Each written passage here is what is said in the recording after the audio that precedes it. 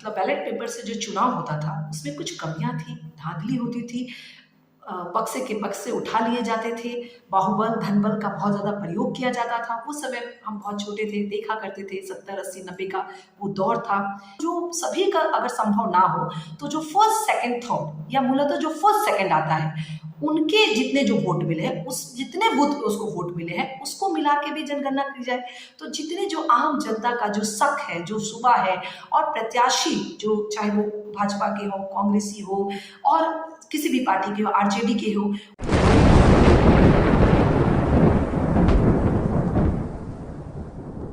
नमस्कार दोस्तों, मैं आप सबका स्वागत करती हूँ आपके अपने होस्ट और दोस्त आफ्ताब परवेज के इस यूट्यूब चैनल माय डियर जिंदगी में।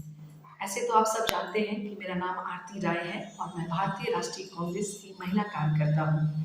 आज मैं अपने इस नए वीडियो में बात पूरी तरह से राजनीति करूँगी और राजनीति से जुड़ी एक महत्वपूर्ण विषय पे, और वो बात है ईवीएम की। तो आज मैं बात करूँगी ईवीएम यानी कि इलेक्ट्रॉनिक वोटिंग मशीन। तो ये जो ईवीएम है जिसमें चुनाव होता है वो हमारी ही पार्टी द्वारा लाई गई थी। 2014 वह पहला वर्ष था जिसमें शायद पूरी तरह से भारतवर्ष में जो चुनाव था, या शायद 9 जो पूरी तरह से ईवीएम पे हुआ था। बट इन दिनों ईवीएम को लेकर बहुत सारे सवाल जवाब विपक्ष के द्वारा यानी हमारे द्वारा और हमारे से संबंधित जो विपक्ष में पार्टियां हैं उसकी पारदर्शिता पे सवाल उठाती है। और ना जाने क्यों जो सत्ता में लोग रहते हैं वो इसके ऊपर ना बोलते हैं।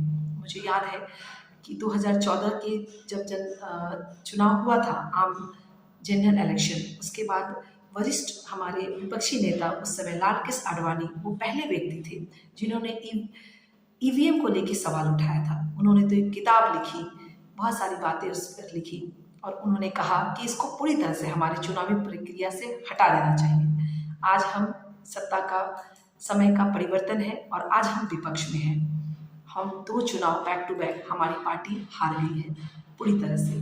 फिर भी हम ये नहीं कहते हैं कि जिस जिस कमियों को लेकर, मतलब बैलेट पेपर से जो चुनाव होता था उसमें कुछ कमियां थी, धांधली होती थी, बक्से के बक्से उठा लिए जाते थे, बाहुबल धनबल का बहुत ज़्यादा प्रयोग किया जाता था। उस समय हम बहुत छोटे थे, देखा करते थे 70 80 90 का वो दौर था।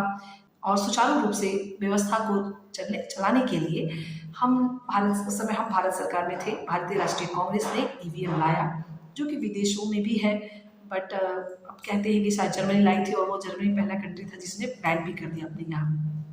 सभी देशों की अलग अलग प्रोसेस होंगे, उनके यहाँ क्या प्रक्रिया है नहीं है, मैं उस विषय में ज़्यादा गहराई से नहीं जानूंगी। मैं अपने भारतवर्ष की बात करूंगी कि हमारे चुनावी प्रक्रिया में ईवीएम के ऊपर लोगों का शक क्यों बढ़ता जा रहा है, क्या कारण है मुख्यतः। तो अभी तो आप देख रहे होंगे कि दिल्ली में कल 31 जनवरी को बहुत बड़े एक सुप्रीम कोर्ट के वकील हैं, उनका नाम है भानु प्रताप सिंह। वो बहुत जाने माने हस्ती हैं, उनके साथ बहुत आम लोगों का भी इसमें जो उनको बहुत ज़्यादा समर्थन मिल रहा है। आम जनता भी ना जाने क्यों, चूँकि शायद वो अपनी सत्ता पक्ष के साथ अपने आवाज़ को नहीं फील करते हैं बुलंदी से, और वो मानते हैं कि हम विपक्ष के साथ है। और अभी भी जो सत्ता के शीर्ष पे बैठी जो पार्टी है उसको केवल 30 या 40% वोटों के साथ ही वो सत्ता में है, 60% विपक्ष में है। तो विपक्षी लोगों का ऐसा मानना है कि जो कुछ भी ईवीएम के थ्रू जो सत्ता में आसीन पार्टी है वो कुछ गड़बड़ करती है। अब ये एक थ्योरी है, लोगों का ऐसा मानना है। 2019 में जो हुआ उसे देख के कि इतना नहीं हो सकता था, जो भी हो मैं उस पर नहीं मैं बात करूंगी कि कुछ हमारे आम जनता जो ईवीएम को लेके समझती है कि हाँ इसमें कुछ त्रुटियां हैं। जो भारत के मुख्य चुनाव आयुक्त जो अभी पद पे आसीन है, उनका नाम है राजीव कुमार, और उनको हमारे विपक्ष जो हम 28-30 जो भी विपक्ष की पार्टियां हैं उनको हमारी बातें सुननी चाहिए। हम कुछ सुझाव दे सकते हैं। अगर वो पूरी तरह से, मैं भी इस पक्ष में नहीं हूँ, हमारी पार्टी भी इसका पुरजोर तरह से विरोध नहीं करती कि हम बिल्कुल अपने बैक जो जो था बैलेट पेपर, हम उस पे ही आ जाए। नहीं, हम उन लोगों में से नहीं। हमने जिस व्यवस्था को लाया है, समय के साथ उस व्यवस्था में सुधार करना हर राजनीतिक पार्टियों का कर्तव्य है, उसकी जिम्मेदारी है। तो अभी के समय में टेक्नोलॉजी बहुत आगे बढ़ गई है। कुछ ऐसे जब हम लाए थे तो उस समय कुछ और था, अभी टेक्नोलॉजी कुछ और है। तो हम भारत सरकार से, सत्ता में जो बैठे लोग हैं, उससे रिक्वेस्ट कर सकते हैं। आम जन की भी आवाज़ है कि कुछ गड़बड़ है, तो क्यों ना भारत सरकार हम सारी विपक्षी पार्टियों को बुलाती है और इस पे जो भी हमारे डाउट्स है उसको सॉल्व करती है। उसी सिलसिले में छोटे सा एक मेरा सुझाव है। जहाँ पे वोटिंग होती है वहाँ जाते हैं तो मुख्यतः वहाँ 3 चीज़ें होती हैं। एक होता है बैलेट यूनिट, जिसपे जाके आम जनता बैलेट पेपर से प्रेस करती है कि किस बटन को, कि किसको वोट जाएगा। उसके बाद वहाँ 2 चीज़ें लगी होती है, एक होता है कंट्रोल यूनिट और दूसरा होता है वीवीपैट। वीवीपैट का फुल फॉर्म आप जानते भी होंगे, मैं दोहराना चाहूँगी यहाँ पे। Voter verified paper audit trial, ये होता है इसका फुल फॉर्म। तो इसमें होता क्या है कि जब हमने डाला तो उसके कुछ देर बाद कंट्रोल यूनिट जो है उसमें एक सिग्नल जाता है कि हमने वोटिंग वोट डाल दिया, थोड़ी देर बाद जाता है। और फिर उसके बाद एक जाता है वीवीपैट में। तो ये थोड़ा टाइम का इधर उधर है। आम जनता लोगों का ये कहना है कि जब हमने जैसे बैलेट यूनिट में अपना प्रेस किया बटन, तो सेम टाइम एक सिग्नल जाए कंट्रोल यूनिट को और एक सिग्नल जाए वीवीपैट में। ये एक हमारे पार्टी का सुझाव है। दूसरा सुझाव ये है कि वो जो वीवीपैट जो पर्ची जो निकलती है और निकलने के बाद वो डायरेक्ट उस डब्बे में जो जाती है, वो पहले वेरीफाई किया जाए उस व्यक्ति के द्वारा जो उसने उसमें डाला है। मान लीजिए कि वो ABCD में A या B को चुना है, तो उसमें A या B उसको अगर दिखता है कि हाँ, और उसको वो वेरीफाई करके वो खुद उसमें डाले। एक अलग से पर्ची, अलग से एक और डब्बे की व्यवस्था किया जाए और वो उसमें डालो, और छोटा सा है। ये एक सुझाव है। पहला तो सुझाव है कि एक साथ कंट्रोल यूनिट और वीवीपैट में वो जाए, जैसे हम बैलेट पेपर है, वो थोड़ा टाइम लेके जाता है। और इससे लोगों का ऐसा मानना है कि जो कंट्रोल यूनिट में है उसमें कुछ मैनिपुलेट किया जा सकता है, हैकिंग की जाती है, बहुत सारी बातें हैं। ये बहुत ही ज़्यादा अभी चर्चा का विषय है। और खासकर मेरा ऐसा मानना है कि अभी जो सत्ता में आसीन पार्टी है, उन विपक्षी दलों को सुने और जो अपना विचार विमर्श रखना चाहते हैं, खासकर ये जैसे कहते हैं कि अभी जो इलेक्शन कमीशन ऑफ इंडिया है वो हमारी बात सुने, हमारे पार्टी और सारे विपक्ष पार्टी के प्रतिनिधि को बुलाएं और हमारे अंदर जो भी क्यूरियोसिटी अवेयरनेस है उसको शांत करें कि नहीं, ऐसा कुछ नहीं है पूरी तरह से। पहले ये दूसरा हमारा बात ये है कि जो अभी आप देखेंगे अभी तक का जो प्रचलन है, उस प्रचलन में जो अभी तक है वो ये है कि मान लीजिए कोई भी एक विधानसभा हो या लोकसभा हो, तो उस क्षेत्र के किसी भी 5 बूथ को उठा 5 किसी भी मतलब प्रत्याशी चाहे तो उठा के अपना कंट्रोल यूनिट से अपने वीवीपैट की मतों की मैच कर सकते हैं, उसकी गणना की जा सकती है। तो विपक्षियों का कहना है कि 5 का ही क्यों, किसी भी लोकसभा के चुनाव में जितने जो बूथ हैं या जितने जो किसी विधानसभा में जितने जो बूथ हैं, उन सारे बूथों के वीवीपैट की मैच करना चाहिए कंट्रोल यूनिट से कि वो सही है कि नहीं। अगर मान लीजिए किसी कारणवश वो नहीं मैच करता है जो वीवीपैट में आता है और कंट्रोल यूनिट में, तो कुछ धांधली हुई होगी, कुछ ना हुआ होगा, तो वहाँ पे रिकाउंटिंग की जाती होगी। उसी तरह से ये हमारा विपक्ष का मेन सुझाव है कि साइमल्टेनियसली सारे वीवीपैट की जनगणना की जाए, कंट्रोल यूनिट से उनको मिलाया जाए। और एक सुझाव और है कि मान लीजिए कि जो बहुत सारे मतलब एक लोकसभा में बहुत सारे 3-4 प्रत्याशी होंगे, विधानसभा में 10-10 प्रत्याशी होते हैं, तो कम से कम जो सभी का अगर संभव ना हो तो जो फर्स्ट सेकंड थर्ड या मूलतः जो फर्स्ट सेकंड आता है उनके जितने जो वोट मिले हैं, उस जितने बूथ पे उसको वोट मिले हैं उसको मिला के भी जनगणना की जाए।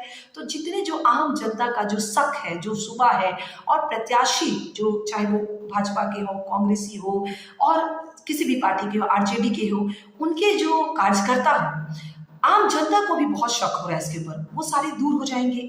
और एकदम जैसे अब मैं कह सकती हूँ पिछले बार जो विधानसभा के चुनाव हुए थे 3 दिसंबर को रिजल्ट आया था, तो एक हमारे बहुत पुराने और बहुत अच्छे चुनाव आयुक्त रहे, उनका नाम YS कुरैशी साहब का एक इंडियन एक्सप्रेस में एक आर्टिकल आया था। और मतलब आर्टिकल आने के बाद लोग वो खुद कहते हैं कि मुझे मालूम है कि मुझे लोग गरियाना शुरू कर देंगे, इस तरह की वो बात कहते हैं। तो जब वो थे तब लोग उनको बहुत अच्छा, लेकिन आज ऐसा कहा जाता है कि इलेक्शन कमीशन ऑफ इंडिया एकदम विपक्ष की बातें नहीं सुनता, जनता का ट्रस्ट होता जा रहा है। तो भारत का जो इलेक्शन कमीशन है उसकी तो दाद दी जाती है, पूरे विश्व के लोग अपने यहाँ चुनाव कैसा हो उसके लिए बुलाया जाता था। मैं बिहार से हूँ और बिहार के बारे में मैं कह सकती हूँ कि करीब 90 का समय था, वहाँ एक TN सेशन नाम के चुनाव आयुक्त हुए, जिनको आज भी भारतवर्ष की जनता याद रखती है कि कोई चुनाव कराए तो बिहार में इस तरह का चुनाव कराए। YS खुर्शी हुए, बहुत सारे अच्छे अच्छे हमारे यहाँ हुए। आज जो प्रेजेंट में जो हमारे चीफ कमिश्नर ऑफ इंडिया है वो है राजीव कुमार। तो उनसे मेरा ऐसा नहीं कि मैं कांग्रेसी हूँ, मैं आम जनता की तरफ से यह हाथ जोड़ के निवेदन करना चाहती हूँ कि वो आम जनता की बात को सुने और कुछ मॉडिफिकेशन जो है जो विपक्ष के लोग चाहते हैं उसको वो करें। पूरी तरह से शायद बैलेट पे जाना पॉसिबल नहीं हो। ये वोटिंग इलेक्ट्रॉनिक मशीन कैसे काम करती है, ये बहुत बड़े बड़े विशेषज्ञ IT फील्ड के लोग भी इसके बारे में अच्छे से नहीं जानते हैं। और ये अभी एक हाल में ही घटना घटी है कि वे हैवी इलेक्ट्रॉनिक लिमिटेड जो कि EVM मशीन बनाती है, उसमें 4 पदाधिकारी जो है वो पूरी तरह से भाजपा के से संबंधित निकले हैं। उसके ऊपर एक हमारे पूर्व IAS ऑफिसर ने चीफ कमिश्नर ऑफ इंडिया को लेटर भी लिखा है। तो ये जो शक सुबह होता है ये पूरी तरह से जो अभी राजीव कुमार जी हैं वही दूर कर सकते हैं। आम जनता के भी सवाल और जवाब इसके प्रति जो उठता है वो तो आम जनता तो बिल्कुल इसको नहीं मानती है कि ये गलत ही है।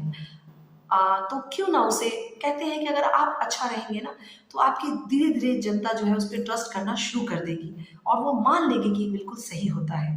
तो मेरा एक अनुरोध है आम जनता की तरफ से, भारतीय राष्ट्रीय कांग्रेस की महिला कार्यकर्ता के तौर पे, कि सुप्रीम कोर्ट ऑफ इंडिया हमारी बात सुने। हम जितने जो विपक्ष में बैठे लोग हैं उनको बुलाएं, हमें एक मौका दें अपनी बात रखने के लिए। ये कितनी शर्म की बात है कि उन्होंने अभी तक कितने दिन से हमारे जो जनरल सेक्रेटरी हैं, जो मीडिया प्रभारी हैं, और जयराम रमेश सर ने लिखा कि आप हमें मौका दें, हमें बुलाएं, लेकिन उन्होंने हमें नहीं बुलाया।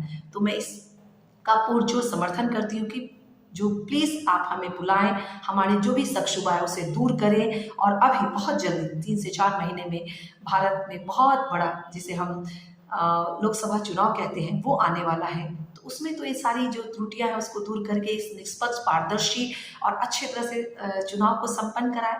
मुझे उम्मीद है कि आप हमारी बात सुनेंगे और आगे भी इसकी सारी कठिनाई समस्याओं को दूर करके इस निष्पक्ष चुनाव कराने की योजना आप बनाएंगे। इन्हीं शब्दों के साथ मैं अपनी बात को समाप्त करना चाहूँगी और जाते जाते मैं एक गीत गुनगुनाती हूँ और वो मैं चाहूँगी कि मैं गुनगुनाऊँ। मौसम गुनगुना रहा है, दिल दीवाना गा रहा है, रास्ता हमसे कह रहा है धीरे चल, धीरे धीरे चल, धीरे चल।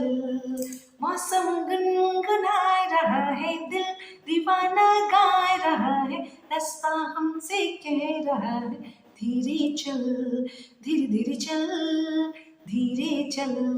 Thank you.